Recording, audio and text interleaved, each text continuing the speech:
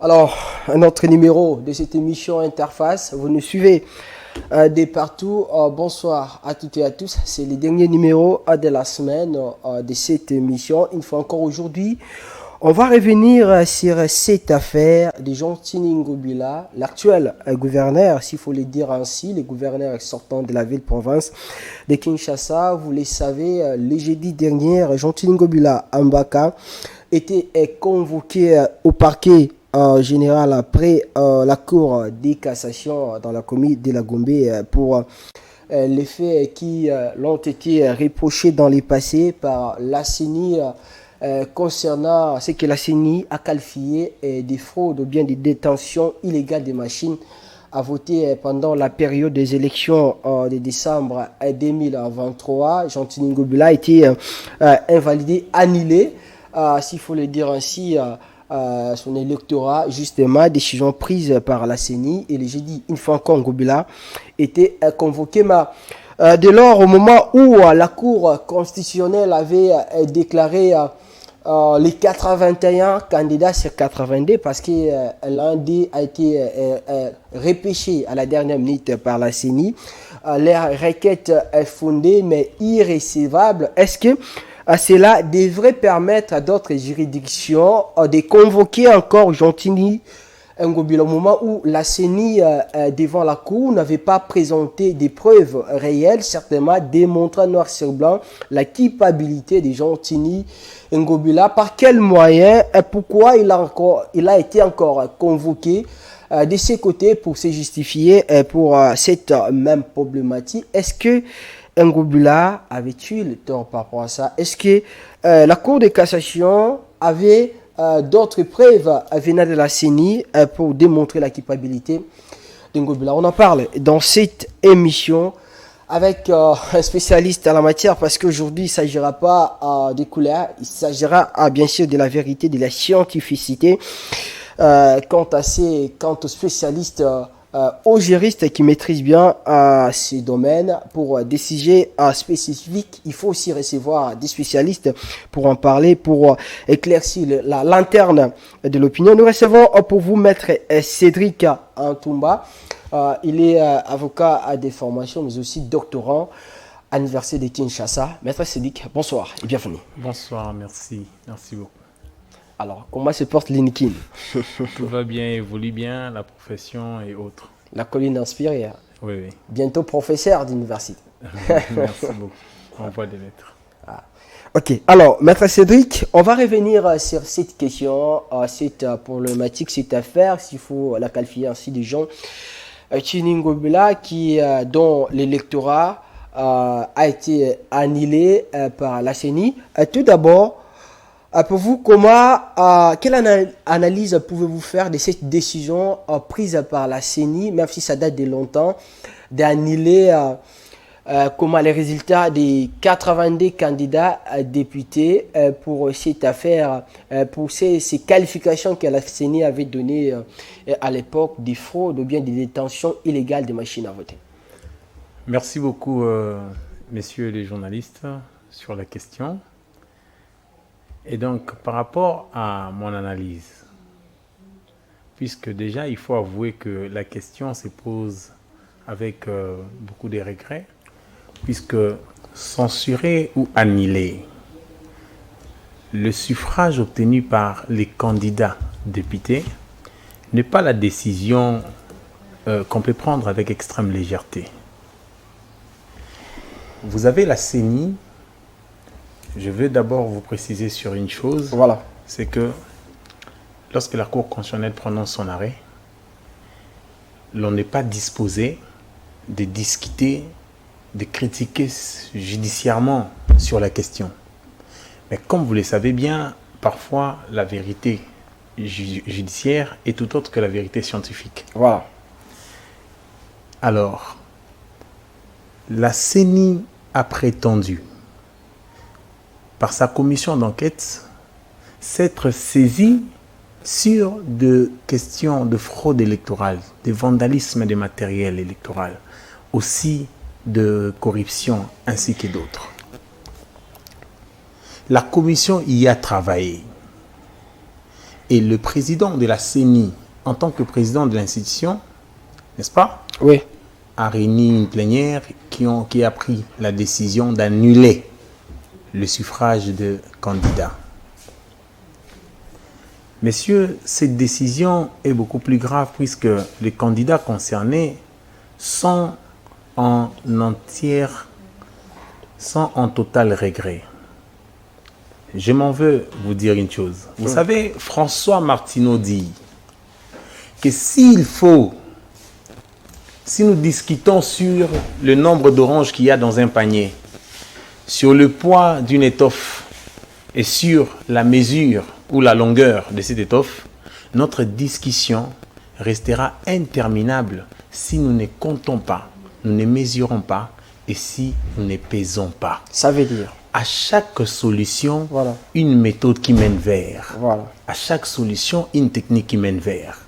Ça veut dire, vous avez la commission électorale, toute une institution politico-administrative, remplie de personnes, par présomption de science, érudits et éminents, qui ont statué sur la question de fraude électorale et autres, dans lesquels, semble-t-il, étaient impliqués les candidats députés. Mais la CENI a prétendu s'être saisie des dénonciations. Une dénonciation, simple soit-elle, avant de pouvoir forger votre conviction sur de faits dénoncés, il faut et il suffit vérifier. Après la vérification, vous pouvez faire une conclusion objective. De telle sorte que lorsque les concernés vont vous confronter devant une juridiction, que vous soyez à même de présenter les preuves sur lesquelles vous avez reposé votre décision, voilà, ou fondé votre décision. Ce qui est... Il faut mettre devant ce mot vibrage, je crois bien. Ouais. Ce qui est détonnant, c'est que la décision de la CENI a créé un imbroglio. La décision de la CENI a perturbé le fonctionnement normal, la structure du système juridique. Parce que je m'en vais vous dire que dans un État, nous sommes dans un système juridique. Et dans un État, un système juridique a ses acteurs et ses éléments et les fonctionnements du système juridique. Sa structure ainsi que sa finalité doivent être cohérents. Lorsque vous prenez une décision plus grave concernant l'annulation de suffrage, vous devez avoir des preuves parce que lorsque ces candidats vont aller devant une juridiction bien précise, cette juridiction devra vérifier le bien fondé de votre décision, sa régularité. Mais dès lors que la CENI, prenant sa décision, on la traîne devant la Cour constitutionnelle, plutôt que celle-ci puisse présenter les éléments de preuve et dire, écoutez, la requête de Gentini Ngobila doit être déclarée non fondée parce que il y a tel élément objectif, il y a telle personne avec qui Gentini Ngobila avait collaboré dans le cadre d'une fraude, il y a telle personne qui a été corrompue ou qui a été, ou Gentini était complice de la corruption, ou bien était dans un cadre de la corréité, n'est-ce pas, de corrompus. Cela n'a pas été prouvé. Vous savez, plus grave, c'est que la CENI, c'est que je l'attendais de moins, peu s'en faut pour moi. La CENI a dit devant la Cour que je confirme ma décision. Non, soyons sérieux. Nous sommes dans un état de droit. Vous avez annulé le suffrage d'un candidat, de plusieurs, les gouverneurs Bongo, les gouverneurs Boto, les gouverneurs Ngobila et autres, vous dites qu'ils sont concernés dans la fraude électorale, dans la corruption, dans le vandalisme des matériels électoraux. Sans pourtant avoir des preuves réelles. Et donc, si déjà la CENI, devant la Cour constitutionnelle, la haute cour, n'a pas fourni une moindre preuve que de dire, par des termes un peu plus simples, je confirme ma décision. Vous ne voyez pas qu'il y a un problème. Je me pose une question. Aujourd'hui, nous avons vu Gentini Ngobila être invité par le parquet général Après la Cour de cassation. Exactement. C'est pas plus qu'hier. Il part pour faire quoi? Je vous ai dit que les éléments du système juridique, les acteurs qui y sont impliqués ou qui font fonctionner les systèmes juridiques doivent faire preuve d'une certaine régularité dans la prise de décision pour accomplir la finalité ou la bonne finalité de ces systèmes. Lorsque la CENI devant la Cour constitutionnelle, elle dit confirmer sa décision et qu'elle n'a fourni aucune preuve, le procureur général près la Cour de cassation, dans le cadre de son enquête, bien entendu, ou de l'instruction préparatoire, parce que nous sommes dans une phase absolument inquisitoriale où tout est secret.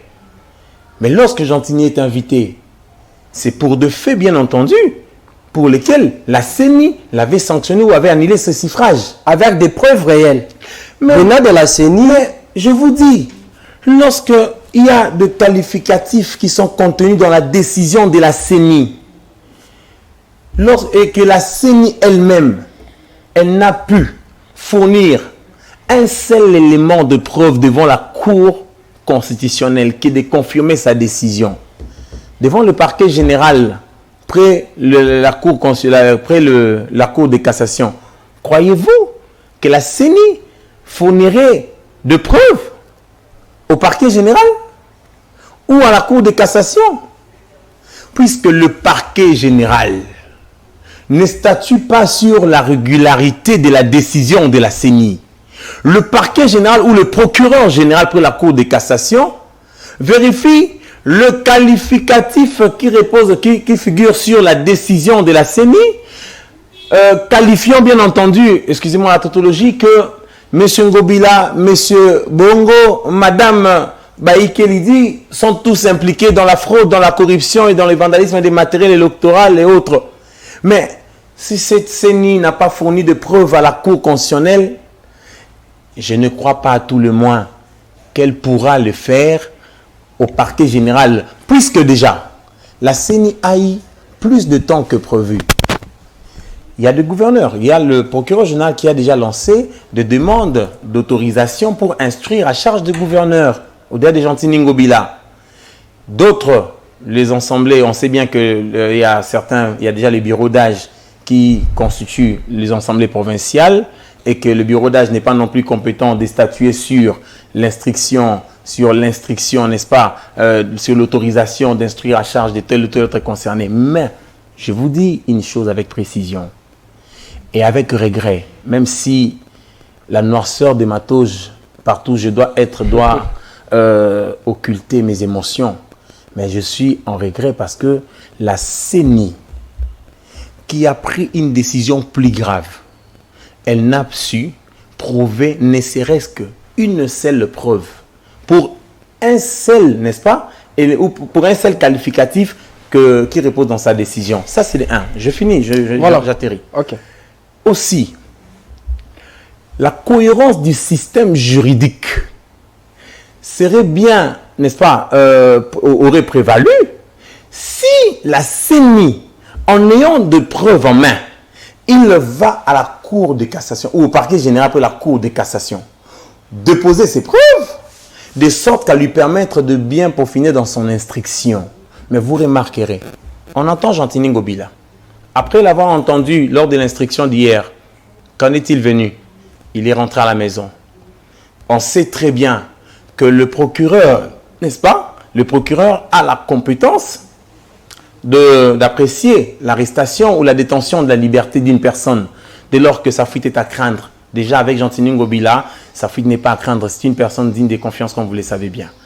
Son identité n'était pas douteuse, n'est-ce pas? Mais il y a un autre élément qui peut fonder l'arrestation ou la détention de la liberté ou la restriction de la liberté d'une personne, c'est les indices sérieux ou concordants de culpabilité reposant sur la personne concernée.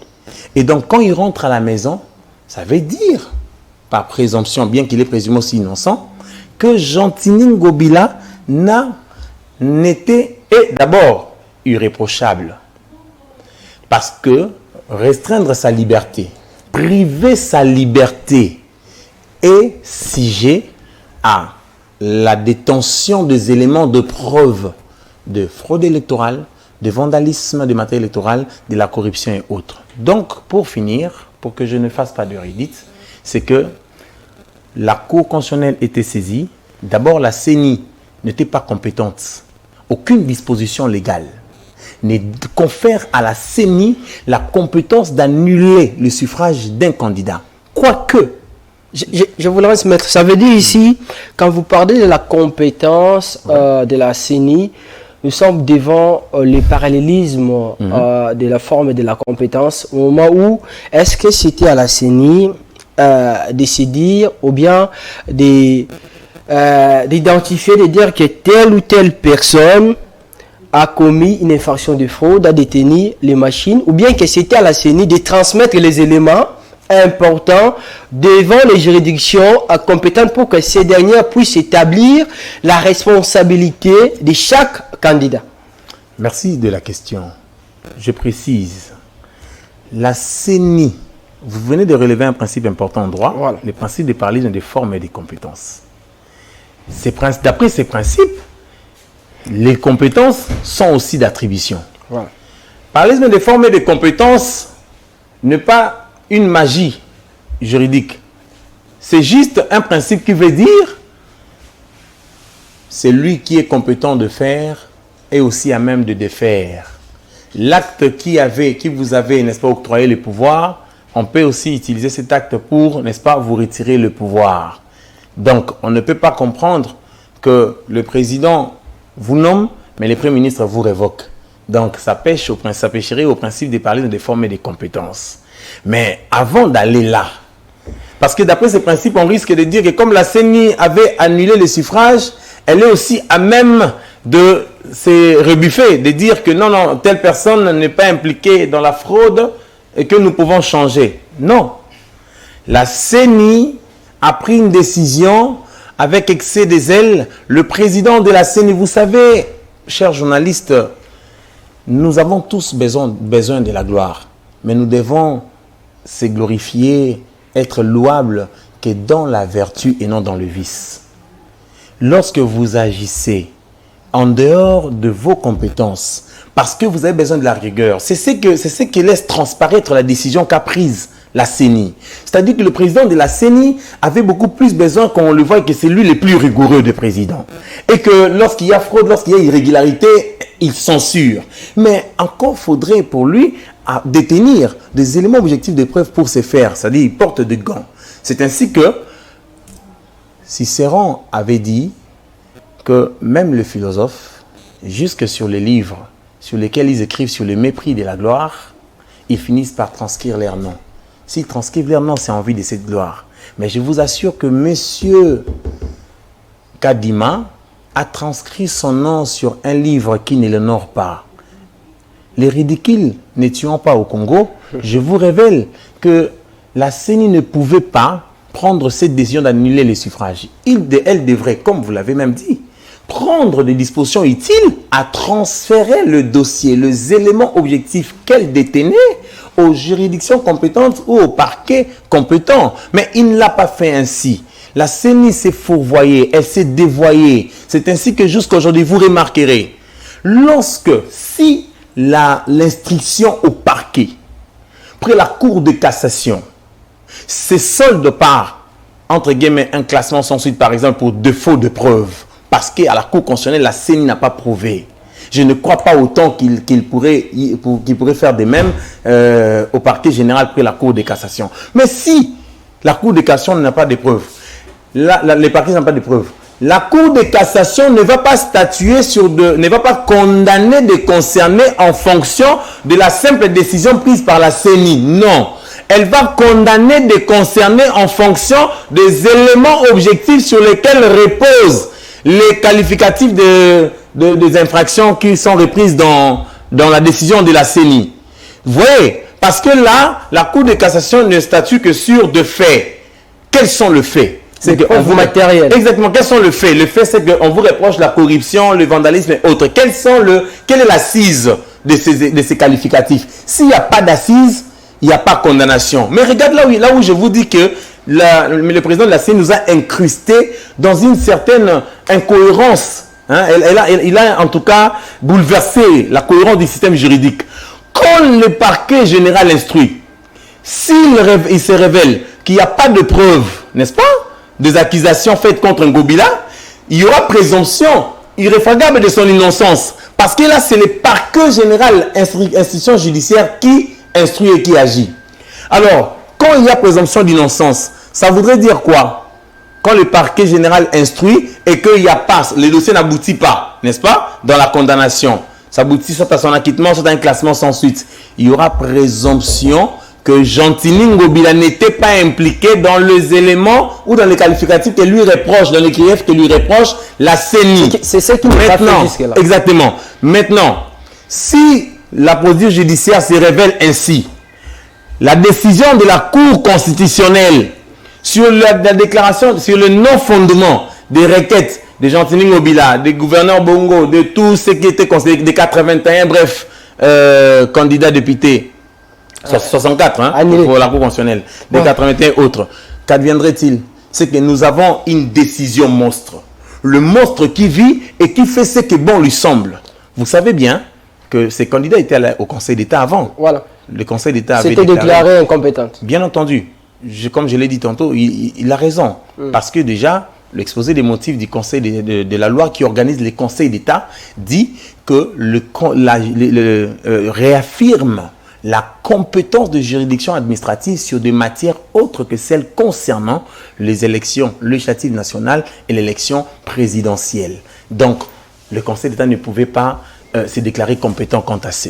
La Cour constitutionnelle aussi, j'avoue, qu'elle est compétente pour statuer sur les contentieux des listes, les contentieux des candidatures et les contentieux de résultats.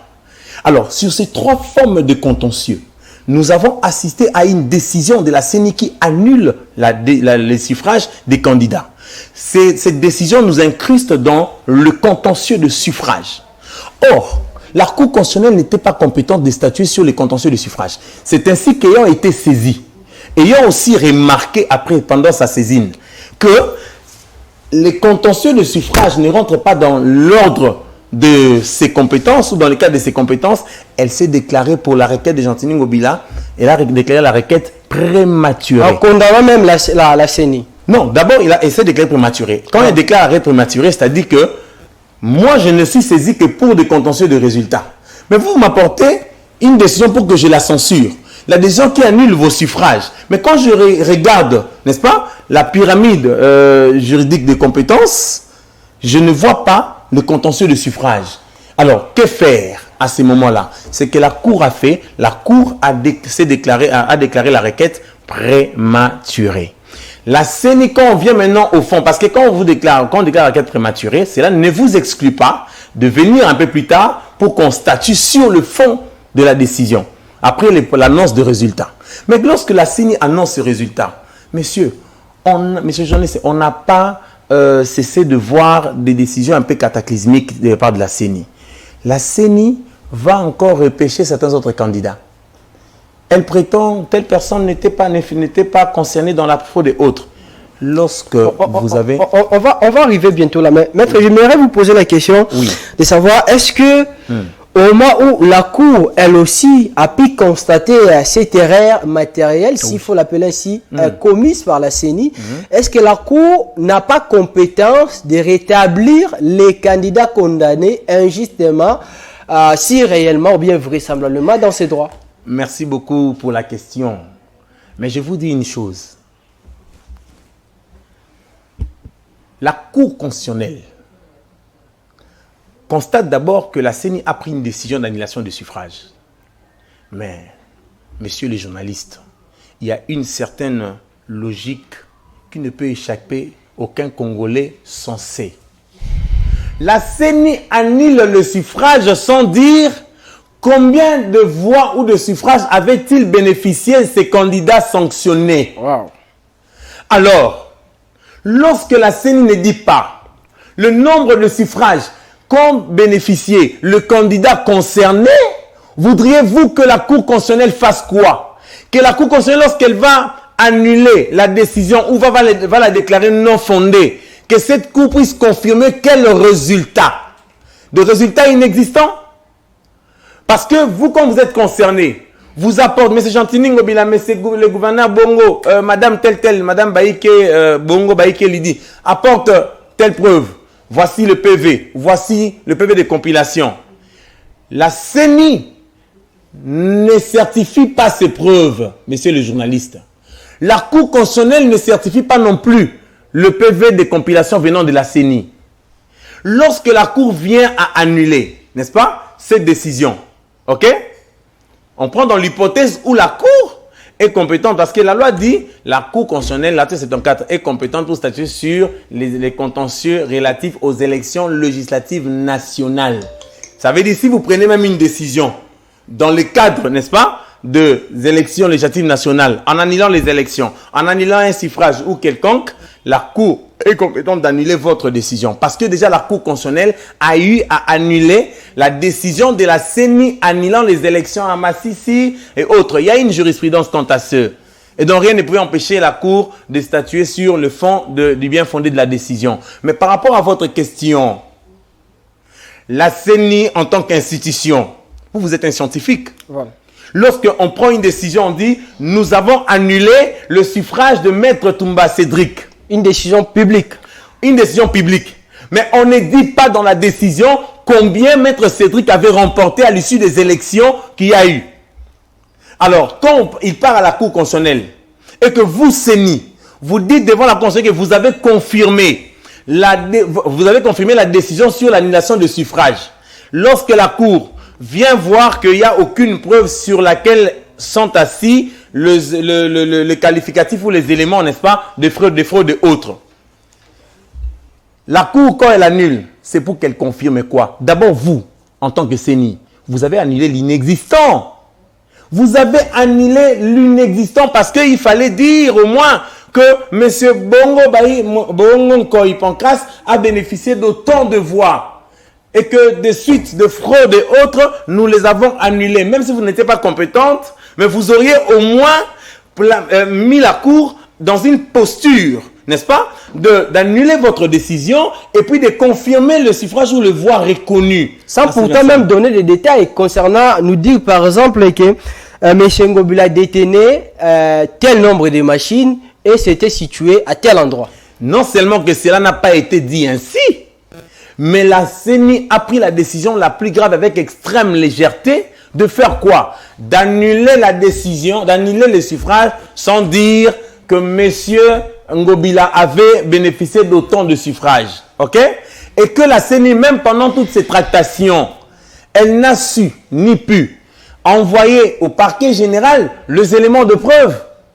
C'est pourquoi vous verrez que même dans des documents qui circulent, lorsque le parquet général envoie la demande d'autorisation sur l'instruction dans le chef de candidat député concerné sur la décision d'annulation de suffrage, qu'est-ce qu'elle dit? À la fin, elle dit « Les candidats bénéficient de la présomption d'innocence puisque jusqu'alors, la CENI promet envoyer les éléments de preuve. » Les éléments de preuve que la CENI promet, c'est datant. Jusqu'à aujourd'hui, ça n'arrive pas toujours. Donc, pour vous dire enfin que la CENI, non seulement qu'elle n'était pas compétente, mais aussi, elle a pris une décision qui a bouleversé le fonctionnement et la cohérence du système juridique congolais. Puisque lorsque, je conclus là, lorsque le parquet général risquerait de classer sans suite, n'est-ce pas, pour défaut de preuve, la Cour constitutionnelle a déjà pris la décision de déclarer non fondée cette décision-là de la requête de candidats concernés. Quand elle déclare cette requête non fondée, ça suppose ou ça laisse transparaître à l'idée que la décision a été, n'est-ce pas, confortablement prise par la CENI. Mais j'avoue quand même, quand bien même que l'arrêt de la Cour constitutionnelle n'a pas été mis à disposition, n'est-ce pas, du public jusqu'alors, il semble que la Cour a dit que, sous réserve bien entendu de vérification dans l'arrêt, mais il semble que la Cour a dit que la CENI n'était pas compétente d'annuler le suffrage. Elle aurait, n'est-ce pas, elle aurait pris sa décision, envoyé, même pas pris sa décision, elle aurait réuni des éléments, envoyé au parquet général pour faire le travail, et ou à la Cour constitutionnelle ainsi. Et donc, lorsque vous prenez votre décision, on prend l'image. vous travaillez ici, vous avez aussi un chef. Mais quand le chef dit, écoutez, je vous sanctionne, vous ne travaillez plus ici. Les chefs se limitent là. Et ne dit pas, n'est-ce pas, pourquoi il vous sanctionne. Et que même s'il disait le pourquoi de cette sanction, les chefs ne disent pas non plus les fondements sur lesquels, n'est-ce pas, est assise la sanction en question. Il y a un problème. Il y a un problème. Donc, bref, sur la question, je conclus pour dire que le président de la CENI, la plénière aussi, la CENI elle-même, n'est-ce pas, c'est son fourvoyer, c'est son devoyer. Alors, messieurs les journalistes, est-ce que, vous avez posé une question au début, j'en avais loupé d'ailleurs, voilà. Vous avez dit, où vont-ils aller? Puisque la Cour on va chuter avec les solutions parce que s'il s'agit ici des erreurs, des turpitudes commises, il faut les régler le plus vite que possible parce que nous sommes en démocratie, c'est un état de droit. Mais la CENI qui n'a pas le pouvoir d'annuler parce qu'il a annulé les suffrages de ces 82 et 81 candidats parce que l'un a été repêché. Et c'est cette commission électorale nationale indépendante a-t-elle le pouvoir de repêcher aussi certains candidats? Vous savez, à première vue, la CENI croit statuer sur son pouvoir, croit avoir agi par son pouvoir discrétionnaire. Mais le pouvoir discrétionnaire, c'est un fourre-tout. Le pouvoir discrétionnaire ne doit pas tendre, n'est-ce pas, à l'annulation d'un droit ou à l'assujettissement d'une personne à des obligations qui ne sont pas préalablement dites ou prévues dans la loi qui vous organise. La CENI, elle est instituée, son organisation et son fonctionnement, n'est-ce pas, sont prévus par la loi. Alors, lorsque la CENI annonce les résultats, elle est dessaisie. Dès l'instant où la CENI a annoncé les résultats, programmé les résultats, elle se trouve dessaisie de la question. C'est-à-dire, même si elle avait annulé le suffrage, le résultat était déjà prononcé. Par quelle magie elle vient repêcher? Par quelle magie juridique? C'est-à-dire que même pendant le moment où on saisit la Cour constitutionnelle, vous savez, il y a des erreurs. Je ne dis pas des erreurs, parce que l'erreur ne peut que se réaliser par une ignorance. La faute, elle est consciente, n'est-ce pas? Et j'ai dit que la CENI a commis une faute. Ça, ce n'est pas une erreur. Ce n'est pas une erreur. L'erreur ne peut que résulter d'une certaine ignorance. Et vous devez savoir que même si ignorance il y a, mais lorsque l'ignorance, n'est-ce pas, débouche à... Lorsque l'ignorance est équivalente à une faute la plus grave, elle n'est plus telle. Et même si elle pouvait l'être, vous devez être sanctionné. C'est pourquoi je vous dis, la CENI n'avait pas la compétence de revenir sur sa décision tant que contre celle-ci, il y eut de recours qui ont été faits contre la même décision. Madame Ida Zumba, voilà. Elle est questère, questère au Sénat. Questère, bien entendu, je crois questère adjointe. Après Carola Guito. Voilà. Cette dame, après que la CENI, elle avait ses voix, elle.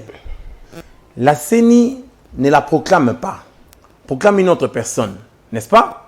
Elle proclame une autre personne comme ayant bénéficié, n'est-ce pas, de suffrage ou ayant été élu député dans la circonscription dans laquelle elle était opposée à Mme Ida Zumba. Mais lorsque la CNIV envoie, n'est-ce pas, la liste autre de députés concernés, elle inclut le nom de Mme Ida Zumba. Donc, d'une part, la CENI publie une personne. Et d'autre part, lorsqu'il faut envoyer la liste de députés élus dans cette circonscription-là, elle publie une personne autre que celle qui était concernée. C'est-à-dire, elle transmet la liste sur laquelle ne figure plus les noms de la personne qui était prétendue élue dans la circonscription-là. Elle va mettre maintenant Ida Zumba. Ça nous incruste dans un imbroglio total. Donc, vous comprenez que là, ce n'est pas le fruit de l'erreur. Soit c'est le fruit du manque de professionnalisme, soit c'est le fruit de l'ignorance totale de la loi. Mais je m'en vais pour dire que la CENI, en tant qu'institution, messieurs les journalistes, même si la Cour constitutionnelle s'est déclarée, n'est-ce pas, a déclaré les requêtes non fondées, et que le parquet général, si aussi son instruction se solde en un classement sans suite pour défaut de preuve, parce que jusqu'à aujourd'hui, il attend de preuves venant de la CENI sans succès. OK?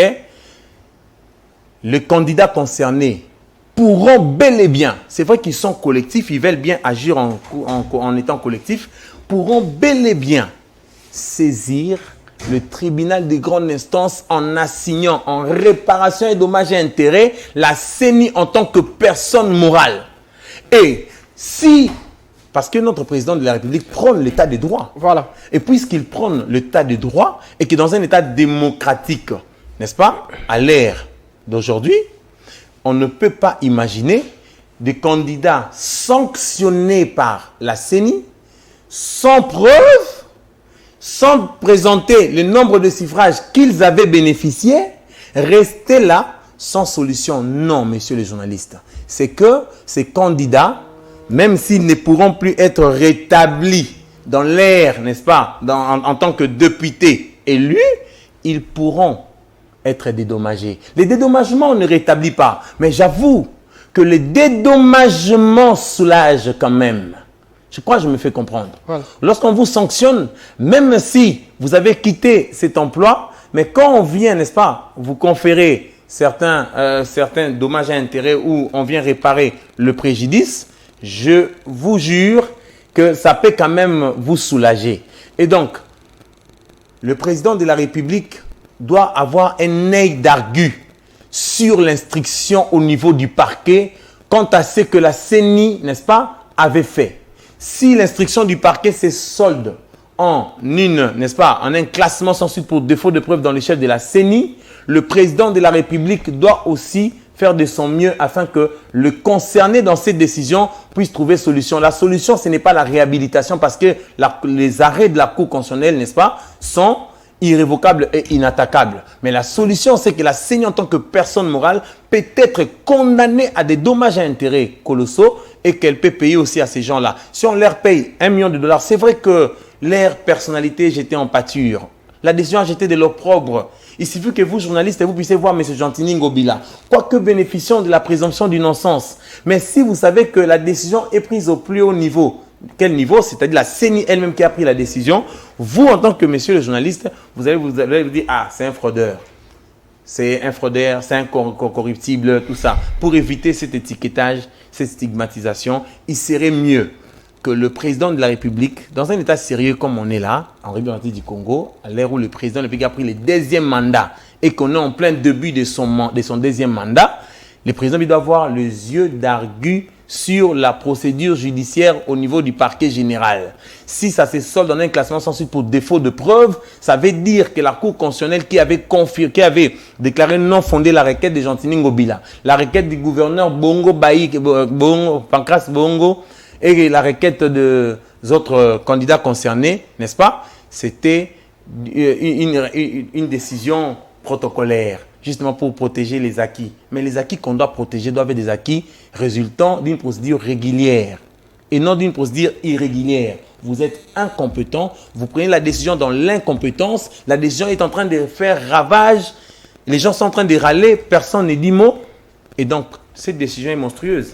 Et les monstres vivent comme bon lui semble. Alors, aujourd'hui, si on doit condamner la CENI, qui doit condamner la CENI? Là, je parle des juridictions. Et puis, par rapport à quoi, de quelle manière on doit condamner la CENI? Merci beaucoup. Merci en tout cas. La CENI est une personne morale.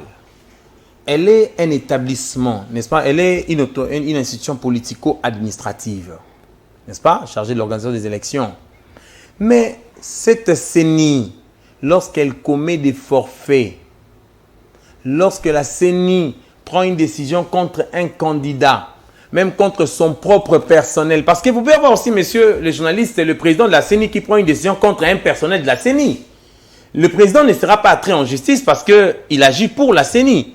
Et que la CENI étant dotée de la personnalité juridique, le président ne répond pas de ses faits. C'est la CENI elle-même en tant que personne morale qui répond. Ça veut dire qu'on peut attraire la CENI en justice. Mais où doit-on la traire? C'est pourquoi je vous ai dit que la loi, n'est-ce pas, la loi sur l'OCJ, c'est-à-dire la loi du 11 avril 2013 portant organisation, fonctionnement et compétence de juridiction de l'ordre administrative, n'est-ce pas, reconnaît, n'est-ce pas, reconnaît la compétence aux tribunaux des grandes instances de statuer sur toute contestation dépassant, n'est-ce pas, un montant de 2 500 000 francs congolais. Je m'imagine le préjudice qu'ont subi les candidats concernés. Et donc, dès lors que ces candidats veulent une réparation, veulent laver la mémoire de leur moralité ici au Congo sur des questions, sur des qualificatifs, n'est-ce pas, de fraudeurs et autres, de machines. Pour ce faire, ils doivent saisir le tribunal de grande instance. Et ce tribunal va statuer non pas sur la régularité de la décision prise, elle va justement statuer sur le bien fondé des qualificatifs qui figurent sur la décision. D'ailleurs, je vous dis, vous savez que tous les membres de la CENI sont justiciables de la Cour de cassation. Ça, c'est la loi sur la CENI qui le dit. Et que pour, n'est-ce pas, le poursuivre en justice, pour des fins individuelles. Parce que le président de la CENI peut aussi commettre une infraction. Il peut aussi blesser quelqu'un. Mais où est-ce que vous allez l'accuser? C'est à la Cour de cassation. Mais vous ne le ferez pas par voie d'une citation à prévenir, mais que par voie d'une citation directe, excusez, vous le ferez que par voie d'une citation à prévenir au travers le parquet général de la Cour de cassation. Or, avec toutes les barrières qu'il y a, vous savez bien, ce sont des personnes hautement qualifiées. Mais la CENI, en tant que personne morale, répond de tout le fait qu'elle commet devant les tribunaux des grandes instances lorsqu'on vient en réparation et dommages et intérêts. Moi, je vous ai dit, vous savez que la diffamation est une infraction, monsieur le journaliste. Ouais. Mais si la diffamation est une infraction, ça dit que le fait, n'est-ce pas, qu'on vous impute, lorsque ces faits-là se révèlent faux ou ces faits sont faux, ok, la personne qui vous impute ces faits peut répondre de diffamation. C'est vrai que les membres de la CENI ne peuvent faire ainsi, mais la CENI elle-même peut y répondre. C'est ainsi que pour conclure sur cette question, je vous ai répondu directement en vous disant que le tribunal des grandes instances, n'est-ce pas, de Kinshasa-Gombe, parce que nous sommes dans le ressort de Gombe, où le siège de la CENI est, peut statuer sur, non pas sur des faits diffamatoires. C'est-à-dire que le qualificatif là sont, n'est-ce pas, diffamatoires. C'est ainsi que les tribunaux peuvent y statuer et répondre. Alors, dernière question quant à ça, et certainement, est-ce que la Cour constitutionnelle, comme la plus haute juridiction de notre pays, n'a pas compétence de faire la main en culpa question de rétablir ces 81 candidats dans leurs droits? Comme je vous avais dit que les arrêts de la Cour, n'est-ce pas, de la Cour constitutionnelle sont irrévocables et inattaquables. C'est-à-dire, la Cour ne revient sur sa décision qu'en cas d'erreur matérielle. C'est-à-dire, au lieu d'écrire Maître Toumba Cédric, mais vous écrivez par exemple Maître Cédric Toumba, hein, quelque chose comme ça. Ou bien, vous pouvez aussi mettre... Au lieu d'écrire Maître Tony Ngelenda, vous écrivez Maître Tony Ngelenda, par exemple. Exactement. Ça, c'est une erreur matérielle. Parce que la correction de la décision juridictionnelle pour erreur matérielle ne doit pas changer les dispositifs de la décision. Autrement, on serait en face d'une autre décision. La correction pour erreur matérielle ne doit que changer, vous voyez les éléments qui sont contenus dans les motivations, par exemple le nom, l'acte et autres, ou le numéro même de la décision. Mais la décision peut être la même. Le numéro, on peut mettre 00, comme le numéro de la CENI. La décision de la CENI, c'est le numéro 001/AP/CENI 2024. Mais on peut commettre une erreur au lieu de mettre CENI, on met Sénat. Vous voyez? Donc, bref, la Cour constitutionnelle ne peut plus revenir sur cette décision-là, justement parce que cette décision, lorsque la Cour a déclaré certaines décisions, certaines requêtes irrécevables et les autres non fondées, les décisions qui sont déclarées non fondées, qui sont dites non fondées, restent telles quelles. Et la Cour ne peut plus y revenir sauf en cas d'erreur matérielle.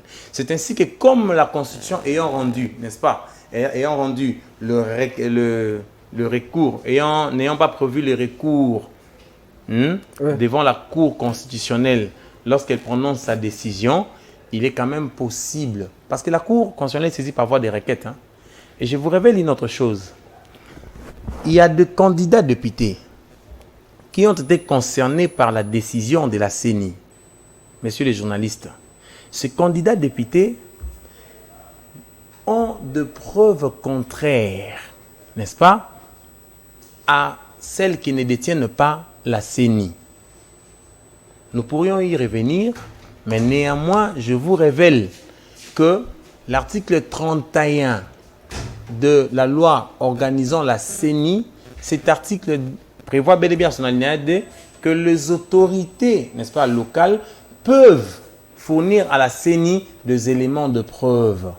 Messieurs les journalistes, vous me parlez des sanctions de 80 candidats députés, parmi lesquels figurent ceux qui exerçaient le pouvoir public. Jean-Tini Ngobila et d'autres gouverneurs et d'autres ministres. Julien Paloukou, c'est Paloukou, je crois bien. Vous savez, non pas Julien Paloukou, il y a un monsieur là, Tingi Pouloulou, qui était aussi concerné. Cerveau Pichou. Exactement. Vous savez, quand la CENI prétend détenir par sa commission d'enquête les éléments de fraude électorale et autres, elle aurait demandé auprès des autorités locales, je me fais comprendre, auprès des autorités locales, la situation d'avant, de pendant et d'après les élections. De telle sorte que si ces autorités locales avaient saisi de machines électorales entre les mains de certains autres candidats que la CENI ne connaissait pas, et que certaines autorités judiciaires peut-être ont aussi, n'est-ce pas, d'autres éléments, la CENI pouvait forger sa décision quant à ça. Mais vous savez quoi? La CENI elle est butée à un grand problème, c'est que pendant qu'elle prend sa décision, elle n'a pas la réalité de la sécurité d'une quelconque province sur la CENI. Vous savez, il y a des agents de la CENI, certains qui furent violés pendant la période électorale, certains qui furent tabassés. Vous avez des adeptes d'un candidat politique qui saisissent des machines de la CENI entre les mains d'un agent de la CENI qui les roue des coups, ravissent les machines. Et en faveur d'un candidat, ils concoctent un scénario pour dire que ces machines viennent de tels candidats députés.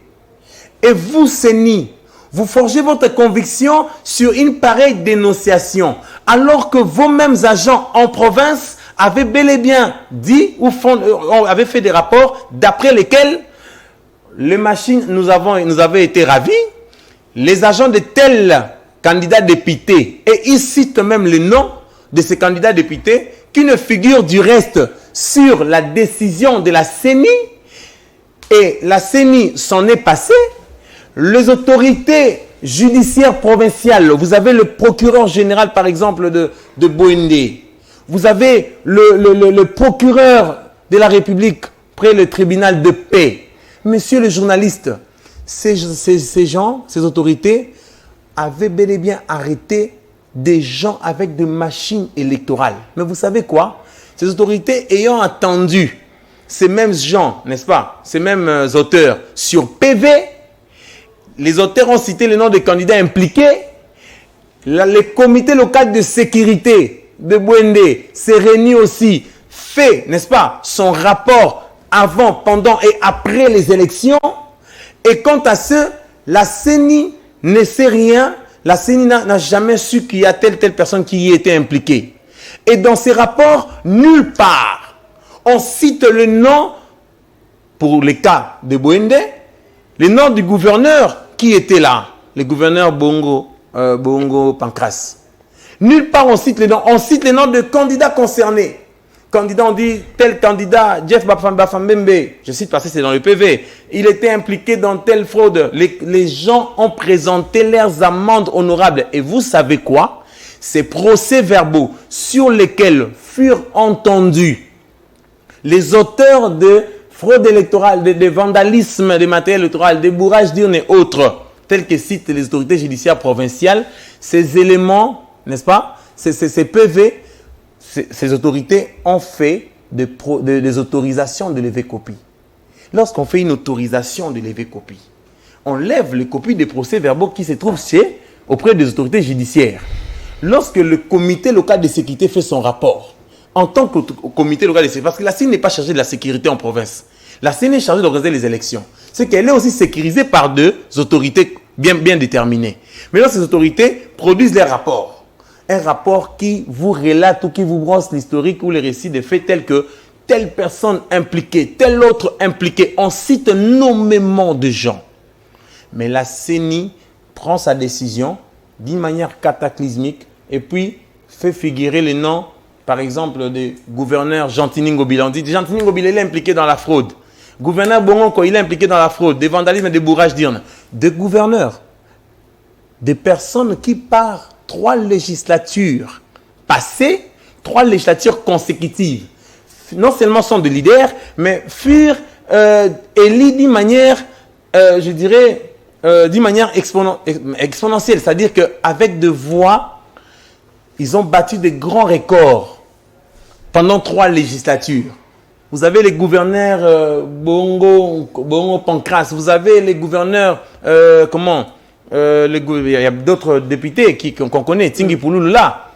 Qu'est-ce qui pouvait consolider la conviction de ces candidats députés de procéder à des mécanismes de fraude pour gagner l'électorat? Qui peut le plus payer moi? Mais ils pouvaient déjà dans les trois législatures consécutives, ils ont battu de grands records. 43 000 quelques voix, 37 000 quelques voix. Mais vous venez, vous dites non, telle personne est impliquée dans la fraude. Voyez-vous? Donc bref, je réponds à votre question pour dire que la CENI n'était pas compétente, mais aussi il y a une autre question que vous m'avez posée. C'était sur la compétence de la CENI d'y revenir. Voilà. J'y ai aussi répondu. Ouais. Et puis, par rapport aux candidats concernés, je crois que je vous ai aussi répondu quant à la fraude.